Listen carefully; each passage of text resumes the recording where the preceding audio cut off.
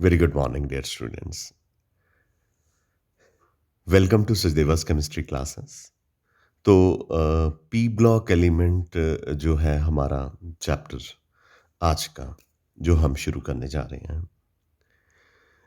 P block elements में हमारे syllabus में nitrogen family, oxygen family, halogens और नोबल गैसेस हैं। उनमें से जो सबसे लार्जेस्ट फैमिली है that's A nitrogen family. Nitrogen family periodic table के ग्रुप 15 को बिलोंग करती है और इनको पिनेकोजेंस कहा जाता है। पिनेकोजेंस जो है वो सफोकेशन कॉज करने वाली गैसेस होती हैं। इसके जो फैमिली मेंबर्स हैं nitrogen, phosphorus, arsenic, antimony, bismuth, इनके एटॉमिक नंबर मैंने लिखे हुए हैं साथ में। Nitrogen and phosphorus are non metal, arsenic and antimony are metalloid और जो बिस्मिथ है वो मेटल है। इसका मतलब ग्रुप में ऊपर से नीचे जाते हैं तो मेटेलिक करेक्टर जो है वो इंक्रीज करता है।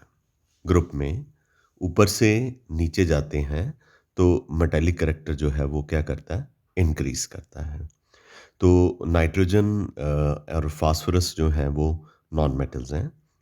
आर्सेनिक, एंटीमनी जो है वो मेटलॉइड हैं और बिस्मिथ जो है वो मेटल है। इसकी जो जनरल इलेक्ट्रॉनिक कॉन्फ़िगरेशन है NS2 NP3 है, यानी s ऑर्बिटल में 2 इलेक्ट्रॉन होते हैं और p में 3 इलेक्ट्रॉन होते हैं। एक इलेक्ट्रॉन px में, एक py में, एक pz में होता है। तो हाफ फिल्ड स्टेबल कॉन्फ़िगरेशन है। ठीक है? ये इंट्रोडक्टरी पार्ट हम पढ़ रहे हैं नाइट्रोजन फैमिली का। आपको इनके मेंबर्स के बारे में अच्छी तरह से बताना चाहिए। Nitrogen, phosphorus, arsenic, antimony, bismuth. Occurrence की बात करें तो नाइट्रोजन जो है वो एटमॉस्फेयर का 78% पार्ट बनाते हैं और अर्थ की क्रस्ट में ये चिली सॉल्ट पीटर यानी कि सोडियम नाइट्रेट और इंडियन सॉल्ट पीटर यानी कि पोटाशियम नाइट्रेट की फॉर्म में अर्थ की क्रस्ट में फाइंड आउट किए जाते हैं। बाकी एटमॉस्फेयर में तो नाइट्रोजन गैस ही होती है। इसके अलावा जो प्रोटीन्स होती हैं वो नाइट्रोजन की बनी होती हैं, चाहे वो प्लांट्स की प्रोटीन हो, चाहे वो एनिमल की प्रोटीन्स हो। फास्फोरस जो है वो मिनरल की फॉर्म में एपेटाइट फैमिली में Ca9 PO4 6 CaX2 X जो है वो फ्लोरीन, क्लोरीन, ब्रोमीन है। ठीक है, या हाइड्रोक्साइड हो सकता है, ये जो X है। इसके अलावा फास्फोरस जो है फ्लोरेपेटाइट की प्रेजेंस में की फॉर्म में जो है फॉस्फेट रॉक्स का एक पार्ट है। फास्फोरस भी प्लांट्स और एनिमल का एसेंशियल मैटर है और ये बोन्स में फाइंड आउट किया जाता है, लिविंग सेल्स में, और बोन्स में और लिविंग सेल्स दोनों में फाइंड आउट किया जाता है। फॉस्फोप्रोटीन्स दूध में और अंडों में फाइंड आउट की जाती है। मतलब नाइट्रोजन और फास्फोरस का लिविंग ऑर्गेनिज्म में एक बहुत ही इंपॉर्टेंट रोल है। इसके अलावा आर्सेनिक, एंटीमनी और बिस्मिथ जो है वो मेनली सल्फाइड के मिनरल्स में प्रेजेंट होते हैं। तो इनकी अगर हम पीरियोडिक प्रॉपर्टीज़ पढ़नी शुरू करें तो इलेक्ट्रॉनिक कॉन्फ़िगरेशन मैंने पहले बताया कि NS2 NP3 होती है। ये s ऑर्बिटल है, तो s ऑर्बिटल में 2 इलेक्ट्रॉन हैं। ये NP3 यानी px में 1 इलेक्ट्रॉन, py में 1 इलेक्ट्रॉन और pz में भी 1 इलेक्ट्रॉन जो है वो प्रेजेंट होता है। ये इसकी इलेक्ट्रॉनिक कॉन्फ़िगरेशन होगी नाइट्रोजन फैमिली की। ठीक है? तो एटॉमिक एग्जांपल अगर आपने लेनी है तो नाइट्रोजन की ले लो। नाइट्रोजन की एग्जांपल 1s2, ठीक है? 1s2, 2s2, 2px1, 2py1, 2pz1। तो आउटरमोस्ट जो ऑर्बिटल होते हैं उनको n कहते हैं। तो तो NS2 हो गया और NP3 हो गया। ठीक है? ठीक है, क्लियर है बेटा? तो पीरियोडिक टेबल के ऊपर बेस्ड होती हैं ये फैमिलीज़, लेकिन आगे चल के कुछ गैसेस वगैरह आ जाती हैं, उनके रिएक्शंस वगैरह हमें करने होते हैं। अगर हम एटॉमिक और आयनिक रेडियाई की बात करें तो कोवलेंट और आयनिक रेडियाई जो हैं इनके ग्रुप में ऊपर से नीचे इंक्रीज करते हैं। ठीक है? नाइट्रोजन से लेके फास्फोरस तक जो है साइजेस में इंक्रीज आता है। आर्सेनिक से बिस्मथ तक जो साइज है वो थोड़ा सा कम इंक्रीज होता है, क्योंकि जो हैवियर मेंबर्स होते हैं आर्सेनिक, एंटीमनी और बिस्मथ, उसमें एफ ऑर्बिटल फिल हो जाता है, और एफ ऑर्बिटल या डी ऑर्बिटल की शेप इस तरह से होती है कि वो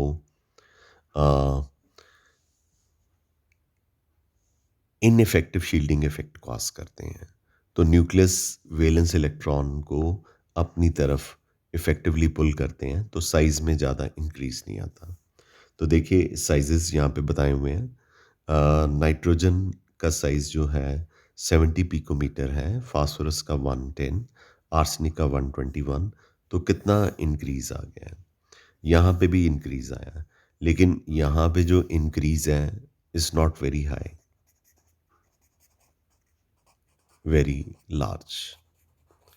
जो साइज में इंक्रीज है लार्ज नहीं है, क्योंकि एंटीमनी से बिस्मथ पे जाते हुए एफ ऑर्बिटल फिल होने शुरू हो जाते हैं। तो एफ ऑर्बिटल जो है ना, वो उनकी शेप इस तरह की होती है कि वो इनइफेक्टिव शील्डिंग इफेक्ट कॉज करते हैं, जिसकी वजह से न्यूक्लियस वैलेंस इलेक्ट्रॉन को अपनी तरफ ज़्यादा अट्रैक्ट कर लेती हैं। तो एज ए रिज़ल्ट जो साइज़ है वो बहुत ज़्यादा इंक्रीज़ नहीं करता। ठीक है? ये एटॉमिक रेडियस की बात थी। तो बीच में मैंने ये एक प्रिंटेड पेज भी लगाया हुआ है कहीं-कहीं पे, क्योंकि ये बहुत ही बड़ी फैमिली है, अप्रॉक्सिमेटली 50-55 पेजेस की। तो आयनिक रेडियस की बात करें तो ये ट्राइवेलेंट की फॉर्म में है, क्योंकि अगर आप इनकी कॉन्फ़िगरेशन देखें तो इनके आउटरमोस्ट शेल में 5 इलेक्ट्रॉन हैं, NS2 NP3। तो अगर ये 3 इलेक्ट्रॉन गेन कर लें तो इनकी कॉन्फ़िगरेशन नोबल गैस कॉन्फ़िगरेशन के इक्वल हो जाएगी। गेन कर लें 3 इलेक्ट्रॉन, तो फिर इनके ऊपर चार्ज भी तो 3 नेगेटिव ही आएगा ना। तो इनके ऊपर 3 नेगेटिव चार्ज जो है वो आ जाएगा। ठीक है? तो नाइट्राइड का जो साइज़ है 171 पिकोमीटर है। फॉस्फाइड में इंक्रीज़ कर रहा है, आर्सेनाइड में और थोड़ा सा कम इंक्रीज़ कर रहा है, फिर डिक्रीज़ कर गया। Oh my God! एंटीमनी और बिस्मथ में ये डिक्रीज़ कर गया, फिर इंक्रीज़ कर गया। पता क्या कारण है? नेगेटिव चार्ज से पॉजिटिव चार्ज पे चले गए। आर्सेनाइड तक तो ये 3 इलेक्ट्रॉन गेन कर सकता है, पर एंटीमनी जो है वो इलेक्ट्रॉन गेन नहीं करता। ये इलेक्ट्रॉन को लूज़ करता है, अपने पी ऑर्बिटल के इलेक्ट्रॉन को लूज़ करता है, क्योंकि नॉन मेटल से मेटेलिक करैक्टर आना शुरू हो जाता है। जैसे कि मैंने चैप्टर की शुरुआत ही की थी कि नाइट्रोजन नॉन मेटल है, फास्फोरस नॉन मेटल है, मेटलॉइड है, मेटल है। तो जब नॉन मेटल से मेटल होते हैं तो वो इलेक्ट्रॉन गेन नहीं करते, इलेक्ट्रॉन को लूज़ कर सकते हैं। तो इसने तो इलेक्ट्रॉन लूज़ कर दिया, तो ये एनॉयन से कटॉयन बन गया, तो डेफ़िनेटली साइज़ जो है वो क्या करेगा? डिक्रीज़ करेगा। अब एंटीमनी के नीचे बिस्मथ कटॉयन है, अब बिस्मथ में एक शेल भी तो ऐड होगा ना, तो शेल ऐड होगा तो नेचुरली बिस्मथ कटॉयन का साइज़ जो है एंटीमनी कटॉयन के साइज़ से ज़्यादा होगा। I am sure this is clear to you. Density इनकी ग्रेजुअली इंक्रीज करती है डाउन द ग्रुप, यानी nitrogen, phosphorus, arsenic, antimony, bismuth. अब हर बार हम ऐसे तो नहीं लिख सकते, ऐसे ही लिखेंगे। मेल्टिंग और बॉइलिंग पॉइंट इनके सरप्राइजिंगली से इंक्रीज करते हैं। नाइट्रोजन से लेके आर्सेनिक तक पहले इंक्रीज करते हैं, क्योंकि ये नॉन मेटेलिक फॉर्म में होते हैं या मेटलॉइड फॉर्म में होते हैं। उसके बाद मेटालिक करैक्टर जो है वो इंक्रीज़ करना शुरू हो जाता है और इनर्ट पेयर इफ़ेक्ट भी आना शुरू हो जाता है। इनर्ट पेयर इफ़ेक्ट एंटीमनी और बिस्मथ में होता है। इनर्ट पेयर इफ़ेक्ट क्या होता है कि जो एस ऑर्बिटल के इलेक्ट्रॉन हैं वो बॉन्डिंग में पार्टिसिपेट नहीं करते। मैं यहाँ पे लिख देता हूँ, inert pair effect.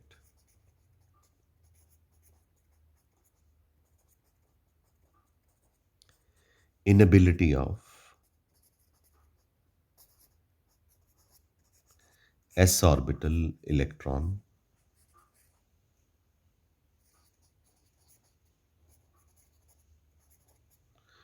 to participate in bond formation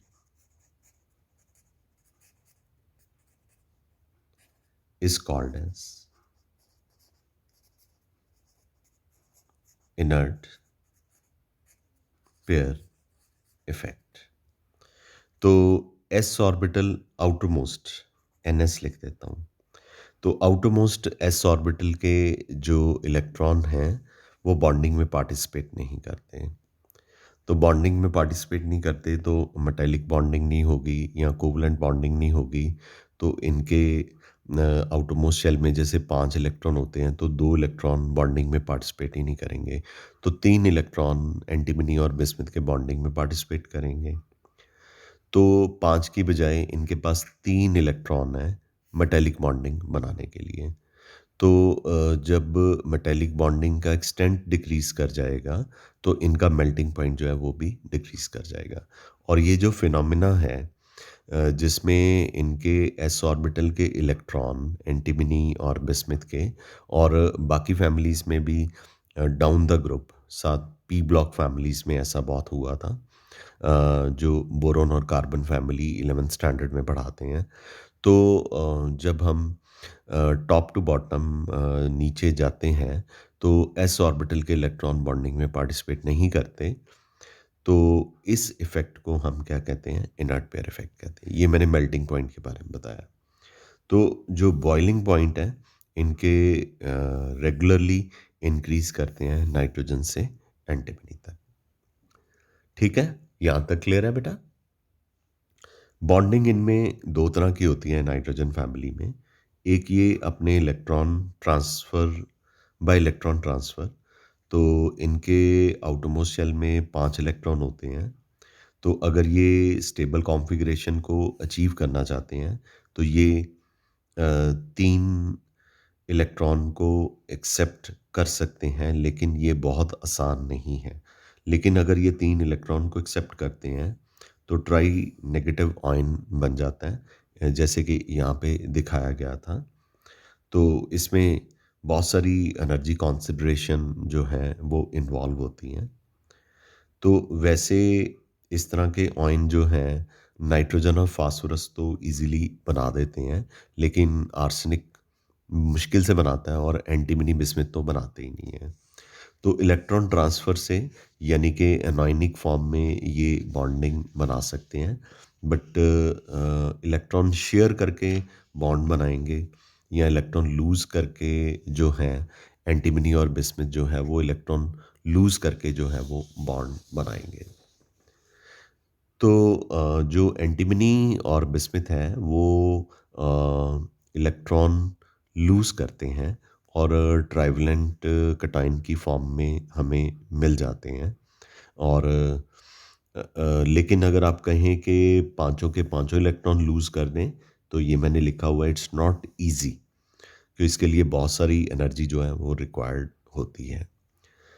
तो जो अगर ये M3+ बनते हैं तो वो भी डाउन द ग्रुप नीचे जाके बनते हैं। नीचे जाके मतलब समझते हो कि नाइट्रोजन होता है, फास्फोरस होता है, आर्सेनिक होता है, एंटीमनी होता है, बिस्मुथ होता है। तो ये जो 2 हैं, ये ट्राइवेलेंट कैटायन की फॉर्म में इज़िली हमें मिल जाते हैं और ये sbF3 और BF3 आयनिक सॉलिड की फॉर्म में मिलते हैं। हमने डी ब्लॉक के चैप्टर में D and F block chapter जो हमने पीछे पढ़ा इससे पहले ही।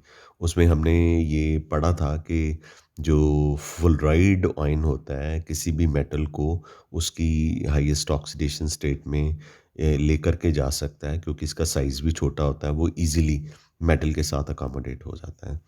तो M3+ आयन जो हैं सॉल्यूशन में ज़्यादा स्टेबल नहीं होते, लेकिन सॉलिड फॉर्म में ये स्टेबल होते हैं।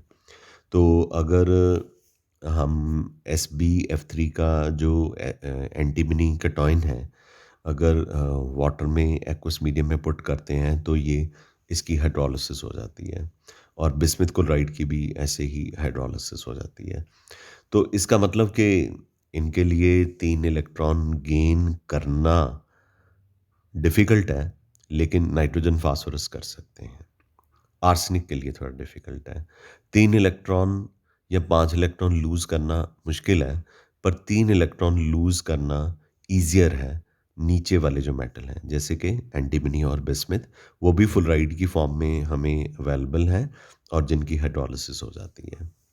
वैसे इलेक्ट्रॉन शेयर करके कोवलेंट बॉन्ड बना लें ये, तो डेफ़िनेटली ये कोवलेंट बॉन्ड बनाएँ तो वो इनके लिए ज़्यादा ईज़ियर है। तो इससे ईज़िली वो अपनी 3 इलेक्ट्रॉन जो Np3 के हैं, यानी कि इनकी कॉन्फ़िगरेशन NS2 Np3 है। तो अगर ये 3 इलेक्ट्रॉन शेयर कर लेते हैं, तो नेचुरली ये क्या बन जाएगा? Np6 बन जाएगा। तो यहाँ पे Np6 लिखा हुआ है। तो इस तरह से ये जो हैं इलेक्ट्रॉन शेयर करके जो बॉन्ड बनाते हैं वो ज़रा ज़्यादा स्टेबल और ज़्यादा ईज़ियर है। ठीक है? Got it? तो ये 5 कोवलेंट बॉन्ड बना सकते हैं, क्योंकि इनके आउटरमोस्ट शेल में 5 इलेक्ट्रॉन होते हैं। तो 5 कोवलेंट बॉन्ड बना सकते हैं, पर ये 5 बॉन्ड बनाने की टेंडेंसी यानी पेंटावैलेंसी, ये टेंडेंसी डिक्रीज़ करती है जब हम ग्रुप में नीचे जाते हैं इनर्ट पेयर इफ़ेक्ट की वजह से। क्योंकि एंटीमनी और बिस्मुथ के तो 2 इलेक्ट्रॉन जो हैं वो अपने इलेक्ट्रॉन शेयर ही नहीं करेंगे इनर्ट पेयर इफ़ेक्ट की वजह से। तो जो एंटीमनी और बिस्मुथ हैं, ये 5 बॉन्ड नहीं बनाएंगे, ये 3 बॉन्ड ही बनाएंगे। जैसे इन्होंने ट्राइवेलेंट कैटायन ही बनाया था, तो ये 3 बॉन्ड ही जो है वो बनाएंगे। I am sure this is clear to you guys. Clear है? ओके। आगे मेरे पास है आयनाइजेशन एंथैल्पी। तो बच्चा, आयनाइजेशन एंथैल्पी डेफिनेटली डिक्रीज करेगी ग्रुप में जब ऊपर से नीचे जाएंगे। आपने बहुत बार पढ़ा हुआ है पीरियोडिक टेबल के चैप्टर में कि जब हम ऊपर से नीचे जाते हैं तो शेल्स ऐड होते हैं नाइट्रोजन से। नाइट्रोजन में जैसे जो है 2 शेल्स हैं, फास्फोरस में 3 हैं, आर्सेनिक में 4 हैं, एंटीमनी में 5 हैं, बिस्मुथ में 6 हैं। तो जब नीचे जाते हैं शेल का नंबर इंक्रीज़ करता है। जब शेल का नंबर इंक्रीज़ करता है तो एटॉमिक साइज़ इंक्रीज़ करता है। जब एटॉमिक साइज़ इंक्रीज़ करता है तो आयनाइजेशन एनर्जी क्या करती है? डिक्रीज़ करती है। Got it? तो यही यहाँ पे लिखा हुआ है। लेकिन अगर आप इनका थर्ड इलेक्ट्रॉन निकालना चाहो, वो डिफ़िकल्ट है। यानी कि third ionisation enthalpy is greater than second ionisation enthalpy is greater than first ionisation enthalpy. First एक इलेक्ट्रॉन निकालना है, तो एंथैल्पी जो एनर्जी आयनाइजेशन एनर्जी रिक्वायर्ड है वो लेसर है। अगर एक और इलेक्ट्रॉन निकालना है तो आपको ज़्यादा आयनाइजेशन एनर्जी चाहिए, और एक थर्ड इलेक्ट्रॉन भी आप निकालना चाहते हैं तो आपको आयनाइजेशन एनर्जी और भी ज़्यादा चाहिए। I am sure this is clear to you. ठीक है? पढ़ा हुआ ना लोअर क्लासेस में, हमने 11th स्टैंडर्ड में पढ़ा हुआ है कि जैसे सपोज़ ये आपके पास एल्युमिनियम है। ठीक है? तो ये फर्स्ट आयनाइजेशन एंथैल्पी है। तो ये न्यूट्रल गैसियस फॉर्म में है, तो इसने एक इलेक्ट्रॉन लूज़ किया, तो फर्स्ट आयनाइजेशन एंथैल्पी हो गई। अब आप एल्युमिनियम प्लस में से एक और इलेक्ट्रॉन निकालना चाहते हैं। आप खुद सोचिए कि जिसके ऊपर पहले से पॉजिटिव चार्ज है और आप इसमें से एक इलेक्ट्रॉन और निकालना चाहते हैं, तो डिफ़िकल्टी होगा ना। तो इसलिए जो सेकंड आयनाइजेशन एंथैल्पी है वो ग्रेटर होगी। अब एल्यूमीनियम 2 प्लस है गैसियस फॉर्म में, आप इसमें से एक और इलेक्ट्रॉन निकालना चाहते हैं। ये निकालना बहुत डिफ़िकल्ट होगा बिकॉज़ इसमें पॉजिटिव चार्ज है, 2 पॉजिटिव चार्ज है, वो इलेक्ट्रॉन को डेफ़िनेटली बाहर नहीं जाने देगा। तो आपको यहाँ पे जो एनर्जी सप्लाई करनी पड़ेगी बहुत ज़्यादा। और दूसरा कंसेप्ट ये दे सकते हैं कि एल्यूमीनियम का एटॉमिक नंबर 13 होता है, तो इसमें प्रोटॉन जो हैं वो कितने हैं, 13 हैं। और इलेक्ट्रॉन, एक इलेक्ट्रॉन ये लूज़ कर दिया, कि यू लूज़ कर दिया, तो बाकी कितने बचे, 11। 13 प्रोटॉन जो हैं वो 11 इलेक्ट्रॉन को अपनी तरफ बहुत इफ़ेक्टिवली अट्रैक्ट करेंगे। इतनी इफ़ेक्टिवली अट्रैक्ट करेंगे कि आप इस इलेक्ट्रॉन को लूज़ करना चाहते हैं तो बहुत ही ज़्यादा डिफ़िकल्ट हो जाएगा। That is why third ionisation enthalpy is greater than second ionisation enthalpy is greater than first ionisation enthalpy. मतलब पहला इलेक्ट्रॉन निकालना हमारे लिए बहुत ईज़ियर है, दूसरा निकालना कंपैरेटिवली डिफ़िकल्ट है, और third ionisation enthalpy is much much higher. Got it guys? Okay. तो मैंने +1 के कंसेप्ट्स भी आपको साथ-साथ में बताए हैं। इलेक्ट्रोनेगेटिविटी, जब किसी एटम की कोई टेंडेंसी होती है electron, shared pair of electron को अपनी तरफ अट्रैक्ट करने की, तो उसको हम क्या कहते हैं, इलेक्ट्रोनेगेटिविटी कहते हैं। बताया 11th स्टैंडर्ड में कितनी बार बताते हैं। ये आयनाइजेशन एंथैल्पी का कंसेप्ट मैंने +1 का बताया। अब ये मैं इलेक्ट्रोनेगेटिविटी का कंसेप्ट बताने लगा हूँ। ये ए है, ये बी है, दोनों ने अपना एक-एक इलेक्ट्रॉन शेयर कर लिया, ठीक है? तो जिसकी इलेक्ट्रोनेगेटिविटी ज़्यादा होती है, वो शेयर्ड पेयर ऑफ इलेक्ट्रॉन को अपनी तरफ अट्रैक्ट कर लेते हैं। तो आप देख लीजिए कि जो शेयर्ड पेयर ऑफ इलेक्ट्रॉन है, यानी कि दोनों ने, ए और बी ने एक-एक इलेक्ट्रॉन शेयर किया था, तो बी ने दोनों इलेक्ट्रॉन को, यानी शेयर्ड पेयर ऑफ इलेक्ट्रॉन को अपनी तरफ अट्रैक्ट कर लिया। इसके ऊपर पार्शियल नेगेटिव चार्ज और ए के ऊपर पार्शियल पॉजिटिव चार्ज आ गया, क्योंकि इसका इलेक्ट्रॉन बी की तरफ चला गया। तो इस टेंडेंसी को क्या कहते हैं, इलेक्ट्रोनेगेटिविटी।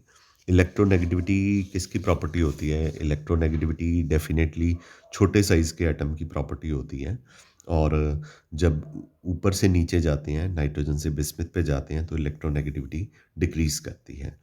और एंटीमनी और बिस्मिथ की इलेक्ट्रोनेगेटिविटी जो है वो सेम फाइंड आउट की गई है। ठीक है, गॉट इट?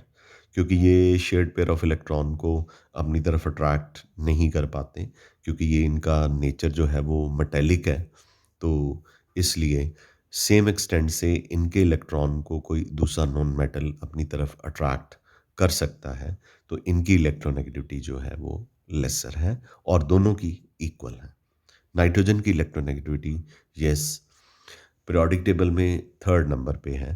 पीरियोडिक टेबल में सबसे ज़्यादा इलेक्ट्रोनेगेटिविटी फुलरीन की है। फुलरीन के बाद किसकी होती है? फुलरीन की होती है 4, ऑक्सीजन की 3.5, नाइट्रोजन की होती है 3। तो nitrogen is third most electronegative element of the periodic table.